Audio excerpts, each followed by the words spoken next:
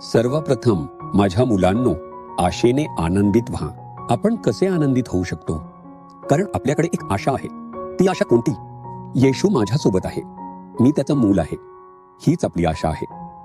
येशू माझी काळजी घेईल. तो शेवटपर्यंत मला सांभाळेल आणि मार्गदर्शन करेल. तो मला कधीच सोडणार नाही. त्या विश्वासात तुम्ही आनंदित व्हा. मी स्वतःवर किंवा माझ्या सामर्थ्यावर आशा ठेवत नाही. तो माझी काळजी घेईल. तो शेवटपर्यंत मला मार्गदर्शन करेल. कोणत्याही परिस्थितीत त्या आशेत नेहमी आनंदित राहा. कष्टात संयम ठेवा.